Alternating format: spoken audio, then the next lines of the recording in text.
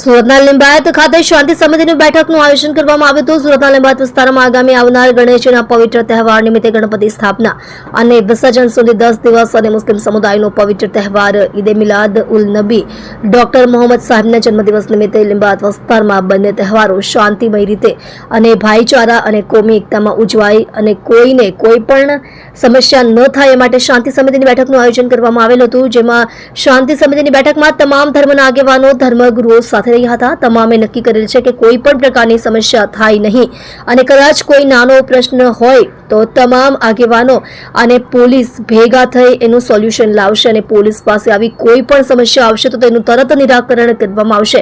કોઈ પણ જાતની અફવા ઉપર કે સોશિયલ મીડિયા ઉપર કોઈ પણ જાતના અન્ય મેસેજ ઉપર વિશ્વાસ નહીં કરી પોલીસે સંપર્ક કરવો અને તમામ તહેવારો અત્યાર સુધી શાંતિમય કોમી એકલાસ વાતાવરણ વચ્ચે અને તમામ ધર્મની ધાર્મિક લાગણીઓનું સન્માન કરી ઉજવાતા આવ્યા છે અને તે રીતે ઉજવીશું એવો વિશ્વાસ વ્યક્ત કરવામાં આવ્યો હતો. તમે જોઈ રહ્યા છો સેવા ટાઈમ ન્યૂઝ ચેનલ અજમલ જાતવની સાથે.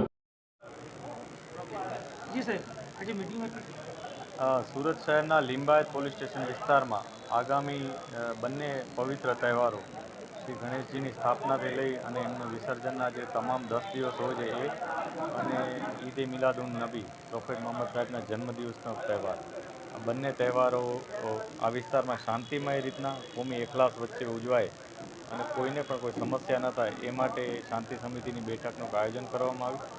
એમાં તમામ ધર્મના સામાજિક આગેવાનો, ધાર્મિક આગેવાનો સાથે રહ્યા હતા. તમામે નક્કી કરેલ છે કે કોઈ પણ જાતની સમસ્યા થાય નહીં અને કદાચ કોઈ નાનો મોટો કોઈને કોઈ પ્રશ્ન હોય તો ચોક્કસથી બધા આગેવાનો અને પોલીસ ભેગા થઈ અને એને સોલ્વ કરશે અને પોલીસ પાસે કોઈ પણ સમસ્યા હોય તો આવી જાય અમે તરત એનો નિકાલ લાવવાનો પ્રયાસ કરીશું. કોઈ પણ જાતની અફવા ઉપર કે કોઈ સોશિયલ મીડિયાના કે અન્ય કોઈ મેસેજ ઉપર, કોઈ પણ માધ્યમ ઉપરના મેસેજ ઉપર વિશ્વાસ ન કરી અને પોલીસનો સંપર્ક કરવો અને આપણે તમામ તહેવારો અત્યાર સુધી જે રીતના શાંતિમય અને કોમી એકલાસ વચ્ચે અને તમામની ધાર્મિક લાગણીઓનું સન્માન કરીને ઉજવતા આવ્યા છીએ એવી જ રીતના ઉજવીશું એવો બધાએ વિશ્વાસ વ્યક્ત કર્યો છે. Thank you.